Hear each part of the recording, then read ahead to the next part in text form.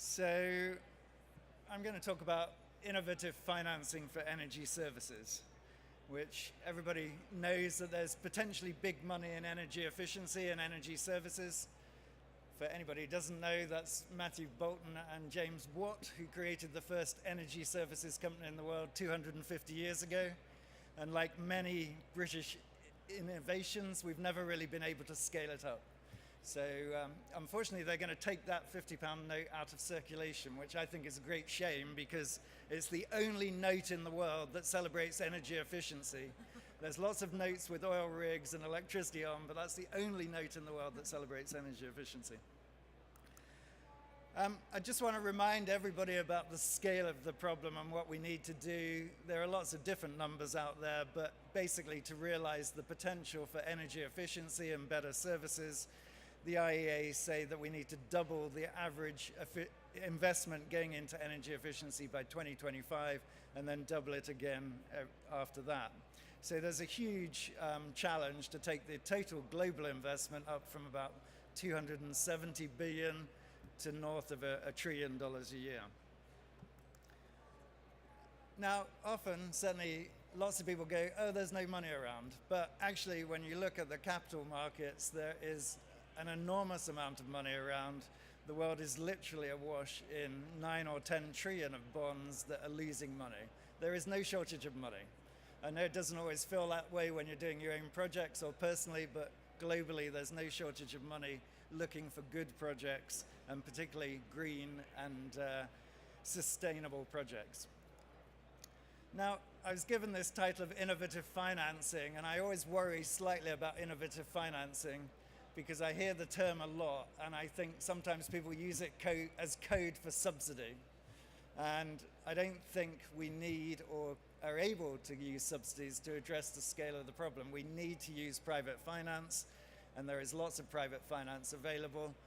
Bits of public money in the right place definitely help, but this is not about subsidizing anything. And that usually doesn't work out well. Now, mechanisms for financing energy services, I'm not going to go down this complete list, but there are a lot of different mechanisms of financing energy services or energy efficiency projects. You can use your own money, you can take out loans, you can lease, you can go to specialized funds like the London Energy Efficiency Fund or now the Mayor's Energy Efficiency Fund. You can go to property funds. You can do energy services deals, which can be energy performance contracts, chauffage, ESAs, MESAs, MEETs, LAS, which is lighting as a service, P4P, which is pay for performance. There's a whole load of models that are out there, and they're all being used somewhere. So there's no shortage of mechanisms or models to finance energy services. But there are also a lot of challenges to financing, particularly energy efficiency, but energy services generally. Projects are very small compared to the check size of institutional investors. There's a real lack of well-developed bankable projects. There's a complete lack of standardization. Investors are kind of presented with projects, and every time they see a project, it's developed and documented in a different way. It's really hard to measure sometimes. It's hard to meter. There's a lot of uncertainty about the results. And also, there is a lack of capacity in the financial sector to understand this stuff. There's also a lack of capacity to develop this stuff in the supply side. So all of these challenges are out there, but I believe that they can all be overcome. If you think about any project, it doesn't matter whether it's an energy services project, an energy generation project, developing a house, developing a new airplane, it doesn't matter what it is. It goes through these cycles. It gets developed, it gets underwritten, investment happens, and then there's a performance period. And the same is true for any kind of project. When you're developing something, it's high risk. It's low risk once it's implemented and running and contracts are all in place, but there's this risk curve for any kind of project. And financing that risk side, development, is difficult. It's high risk, it's high return, tends to be equity type finance or grants, project development assistance in the world of energy services. Once you get a project that is developed, then it can be financed with debt, low cost debt in the current market, and there's a lot of that about. So you have to recognize these project life cycle stages and the type of finance that you're talking about. So I have this model which is called the Energy Efficiency Financing Jigsaw. I think it applies generally to energy services. Clearly you need to provide finance. You need to have big pipelines to aggregate lots of projects together. You definitely need standardization, and you need to build capacity. Now, just to put a bit more detail on those, the long-term project finance is there. If you have good bankable projects, you can find long-term project finance. There's also this need for project development, which is more equity-type capital, the higher risk end of the scale. Developing business pipeline, one of the issues is a lack of scale of investment. How do we make people actually want to buy this stuff in order to have it financed? You can have new, more attractive business models like pay for performance. You need to build development platforms that aggregate projects at scale. These things need to be worked together, so to have pipelines that are interesting to institutional capital.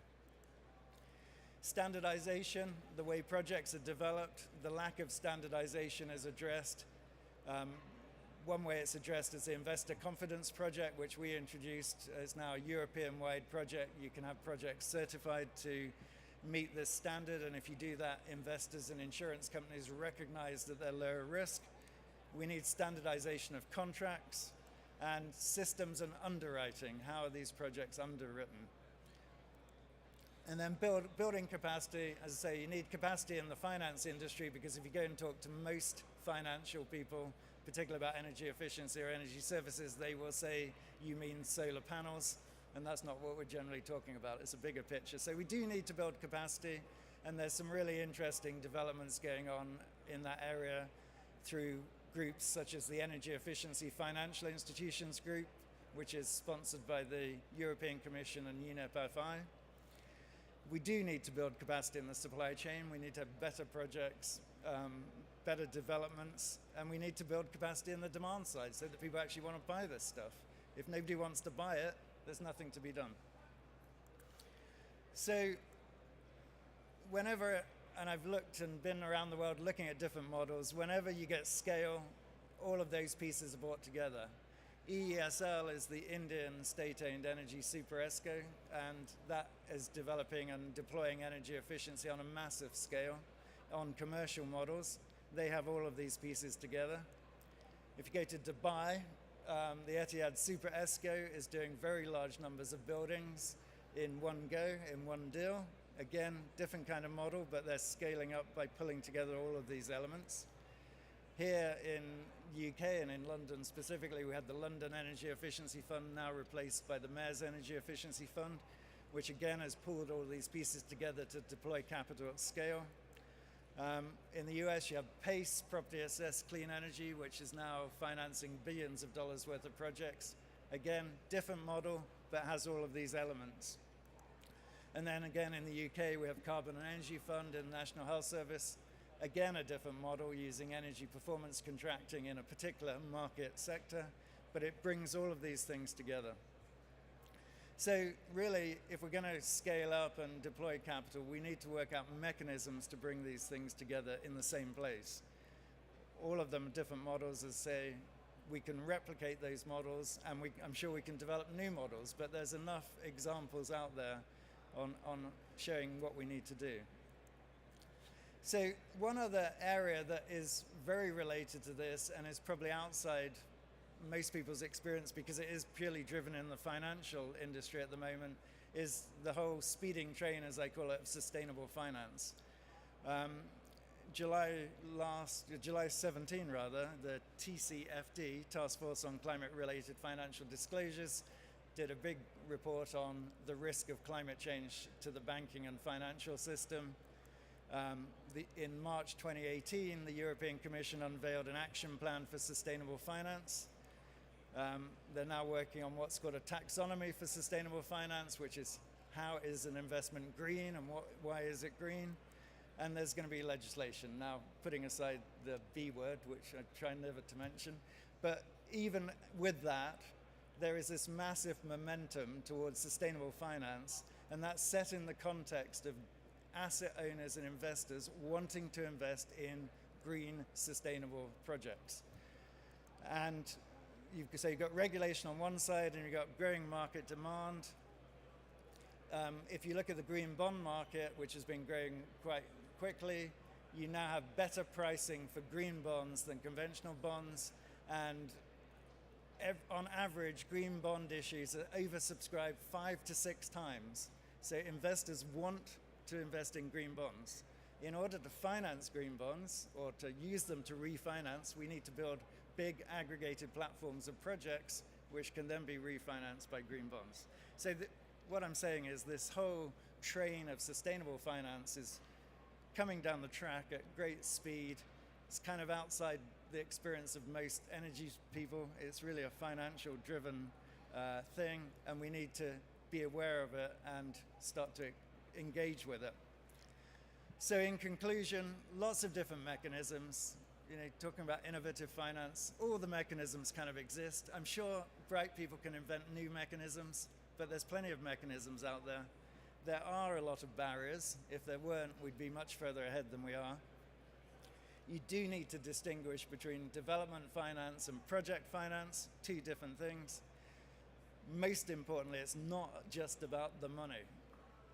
If you could just put money there, nothing will happen. You need all these other elements. You need pipeline, you need standardization, you need capacity building to come together in some mechanism.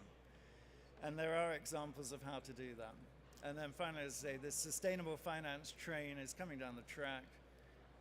The finance industry is going to be desperate for good aggregated projects at scale, but they need to be at scale. There's no point just coming with one small project. We need to have mechanisms to aggregate them and then meet that demand from the financial institutions.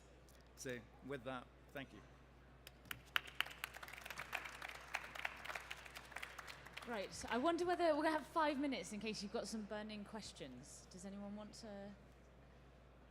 Yes. Steve, thank you very much indeed. Extremely heartening presentation. Very, very positive around that. Aggregators that you mentioned. Wondered if you'd like to riff for, give us some further thoughts about what the mechanisms are for aggregation, either in energy efficiency or renewables more widely. Yeah, I think if I use a couple of the examples that I gave, EESL in India is all about procurement. So they go out and procure at scale and then go to the local authorities and the cities and kind of subdivide. No, I was going to come on to that. Definitely does not have to be government. There's a business opportunity there for anybody who can make it work.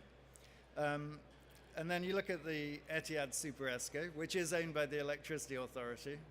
So it's integrated very much with the Electricity and Water Authority, but they only deal with property owners who will do 20 buildings or 50 buildings. There's no point going to them if you're in Dubai and saying, I've got my one little building. They just won't do it.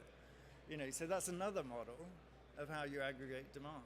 And what I'm saying is there are lots of different ways of doing it. We haven't quite figured them all out, I'm sure, but there's enough examples in the world.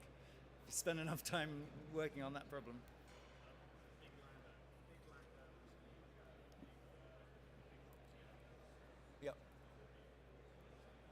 Well, of course, the biggest property owner is the government. And we keep saying, well, why don't you just kind of aggregate a load and put it out to the market, but it's all too complicated. PFI and all of that doesn't help. But, somebody needs to grab that opportunity of aggregation on big landowners and big property owners. Don't mess around with single buildings. But you're going to need some serious development equity capital to spend the time and effort to pull it together. Does anyone have immediate questions? Okay, thank you so much, Steve. Thanks.